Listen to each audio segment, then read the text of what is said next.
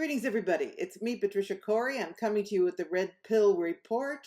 It's part 2 of my last report, which was Get Your House in Order Now. And today's little ditty is entitled Get Your Head Together Right Away. So stay tuned.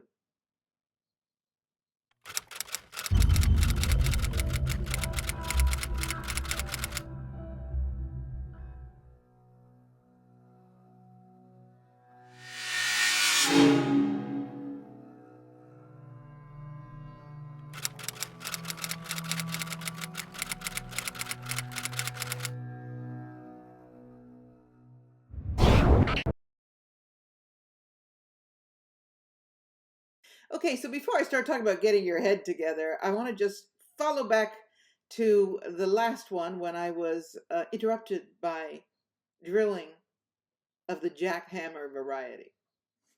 I just want to conclude by saying, well, there's no conclusion there. This is an endless discussion, what you can do to prepare. But something that really kind of irks me is when people say, I don't want to be in fear. I'm going to trust the universe. And it's all well and good to do that. And I'm certainly of the Trust the Universe committee. But in the meantime,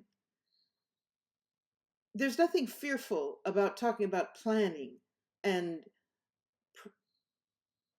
preparing, not for the end of the world, not for the 17th war, but for any eventuality that could catch you short-handed.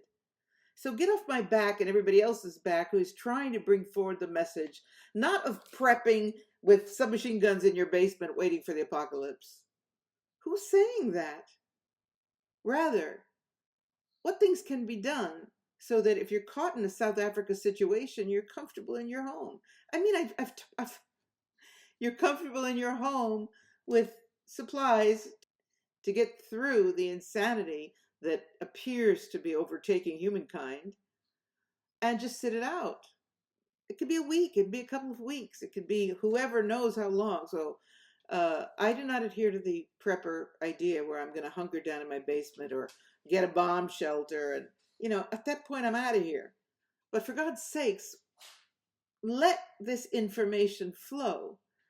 The idea that there are things you can do, things you can provide for yourself that will be very helpful if there is a crisis or a shortage that lasts anything from a couple of days to God knows how long. I will use the example once again of being back in Italy some years ago when there was an unbelievable snowstorm in Rome, and even worse where I was in the countryside around Rome. And the day before this was coming, nobody expected it to be as bad as it was, but yours truly said, I best get some goods to hunker down if needed. And I went out and got a butane heater. I unlocked the electric door to my garage where all my wood was stored.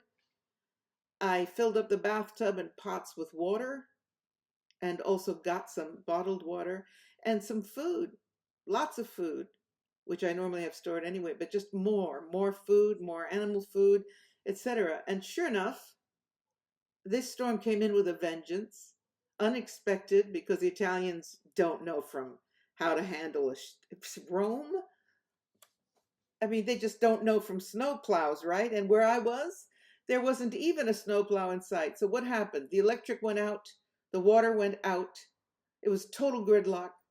The roads to my house were completely snowed in with, let's say, even,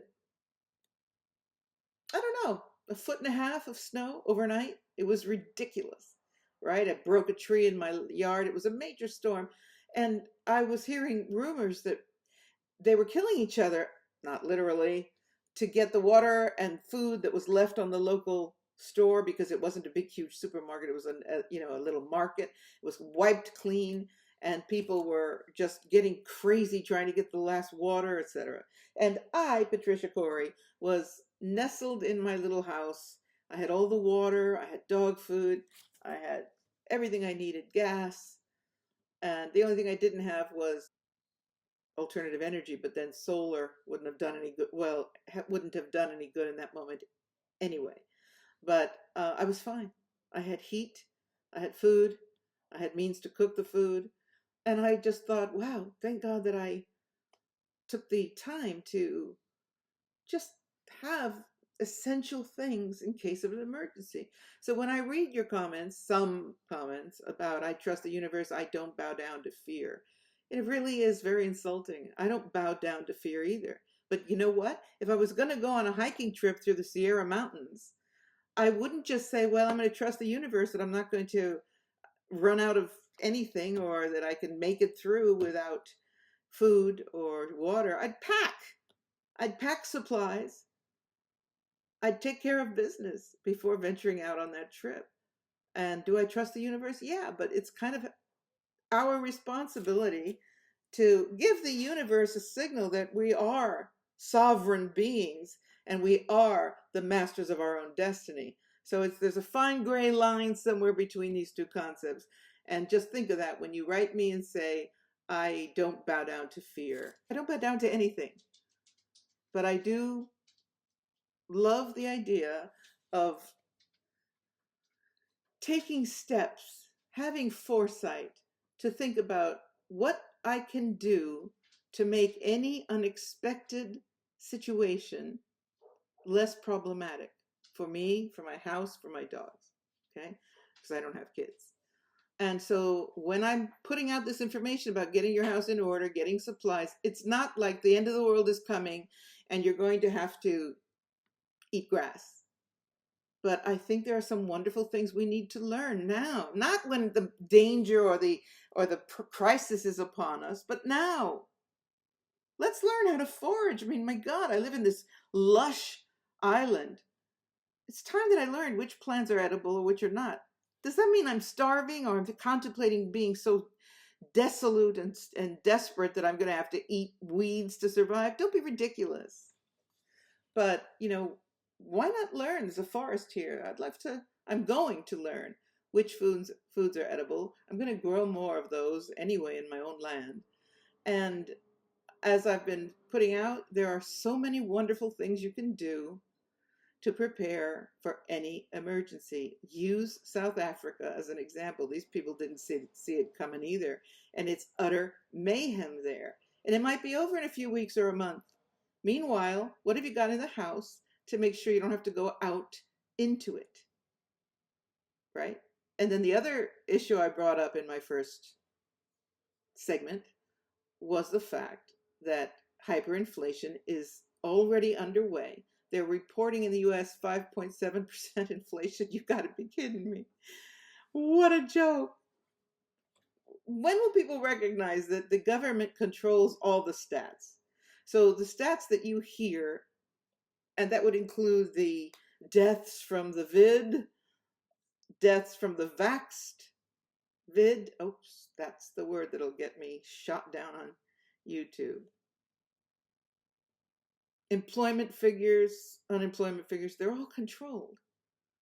So if you want to be complacent, believe what you're hearing, fine.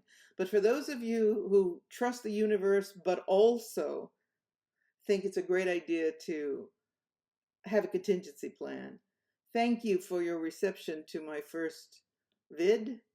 And here I am now getting your mind right. So it's such a huge subject.